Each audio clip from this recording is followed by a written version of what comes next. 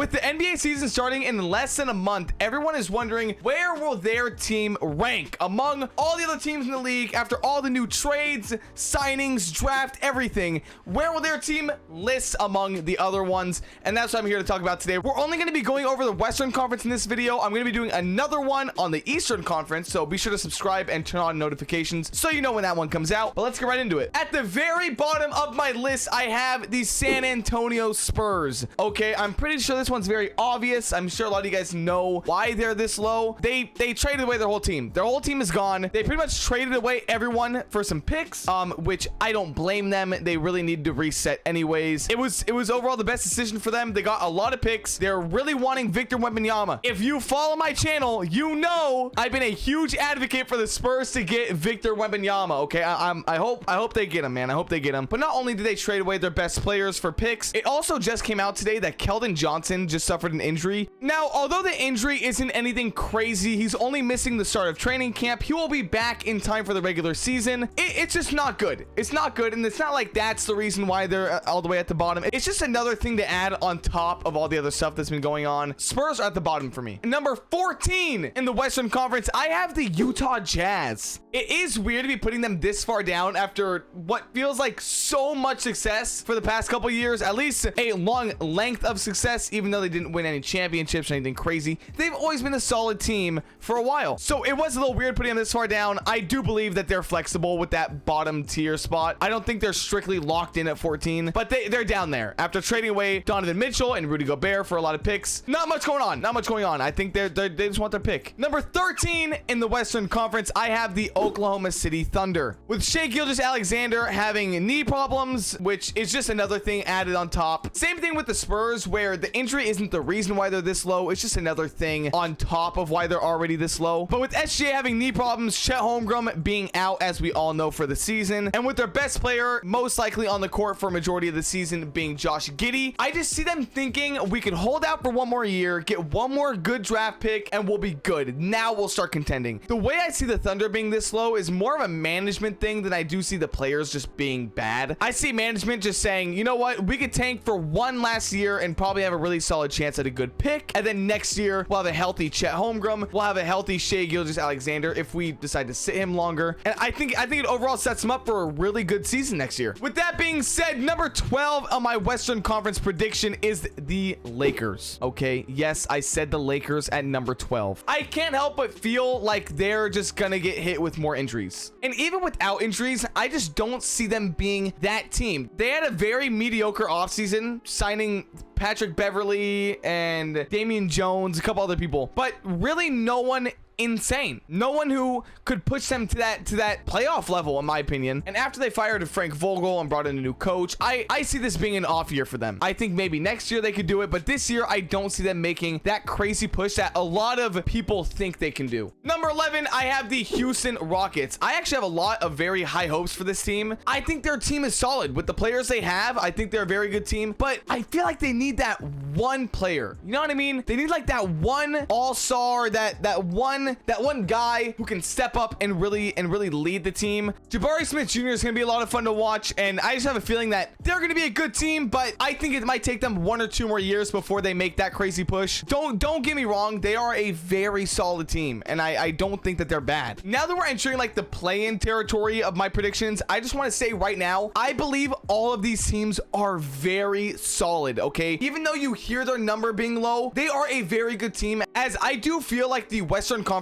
is actually the hardest conference. I think the East, it's a little bit easier when you get to the lower tier levels, but the rest of these teams are amazing. Do not get me wrong. So at number 10, I have the Portland Trailblazers. With CJ leaving and he started playing really good with the Pelicans, it is a very big bummer to see, but you do have Damian Lillard, who's coming back from an injury, which I think is obviously going to be a huge boost for the team. He's the guy that can help carry you just to the play-in alone. Jeremy Grant as well joining. I mean, the team is going to be really good, and I feel like Damian Lillard can really be that carrying force as he has been in previous years. I see them being number 10 seed and being in the play-in, which is still good, okay? I'm not hating. Number 9, I have the Sacramento Kings. Okay, now I know a lot of people absolutely hate hearing the Kings this high, and I also hear a lot of people that automatically shut it down because of how bad they've been for the past 16 years. But after changing their whole roster this last year and adding all-star Domantas Sabonis and a lot of other players that are really good in the team, a lot of shooters, a lot of good chemistry players, I see them being a very solid play-in team. I think they're a really big sleeper team this year just because of how bad they've been for previous years. I feel like they don't get that much hype around them, which is completely understandable. And I see them being a solid play-in team. At max, I see them being like a first-round playoff team that gets kicked out in the playoffs, but I do see them making the play-in tournament for sure. And at number 8, I have the LA Clippers. I know a lot of people have this team going way higher, and my only problem is I don't know how well Paul George and Kawhi Leonard are going to play after coming back from injuries. I personally don't like placing teams like this so high up after coming off an injury because I don't know how much that affected how they actually play. They're still obviously an amazing team, and I do have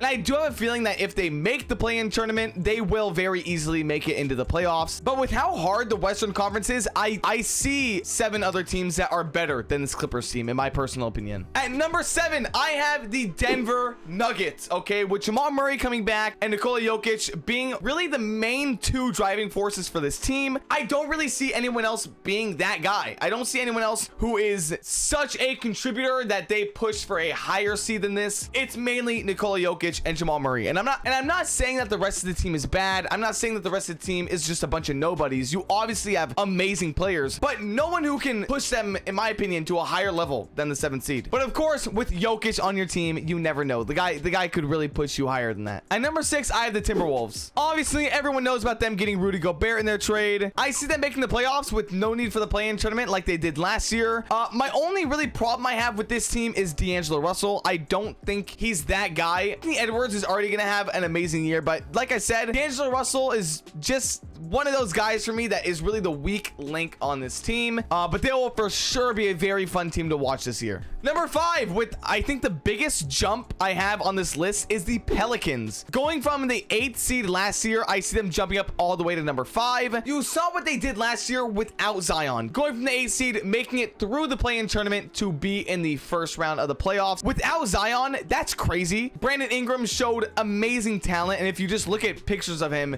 the dude's been in the gym.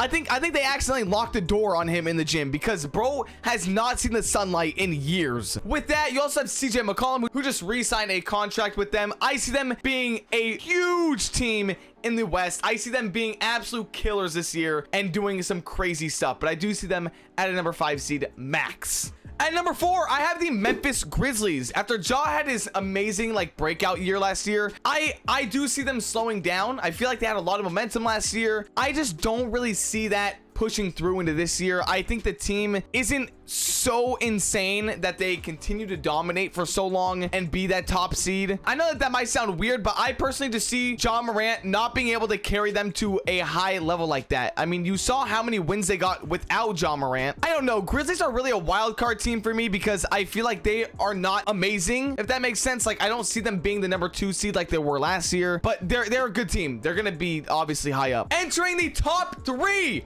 of my Western Conference predictions, I have the Dallas Mavericks. Now, the thing with the Dallas Mavericks is you could quite literally only put Luka Doncic out on the floor against a full 5-player team, and he will still carry you to the play-in tournament. That is how much of a generational talent this guy is, and it's crazy. It's crazy how good this guy is. I see the Mavericks doing some crazy things this year, and although I don't see them being the number 1 or 2 seed in the West, they're going to be a very, very, very, very, very strong playoff team.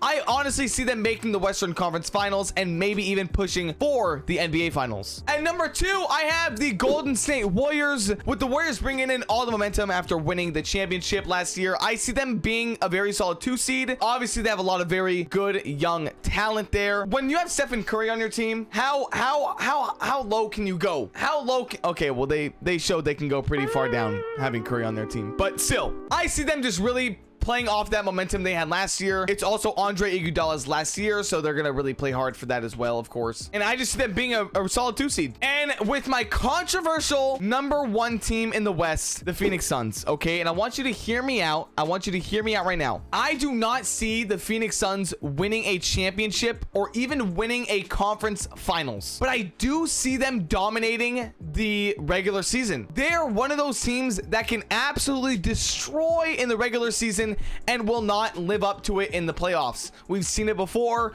and I think it'll happen again. And I do feel like DeAndre Ayton is gonna have an amazing year this year. I hope that they really use him in a way that he can have a breakout year, but I have a feeling that DeAndre Ayton can really be that guy for the Suns and could really help out a lot more than they think. But yeah, with that being said, that is my full-on Western Conference predictions for the NBA season. Let me know what you guys think down below. Was my list bad? Was it good? Let me know also your top 3 Western Conference rankings. I want to see what you guys think, and I want to see if my list was actually just bad to a lot of you guys. But in case you don't know, I upload every other day at 3 p.m. PST, and I'll see you guys in the next video. Later.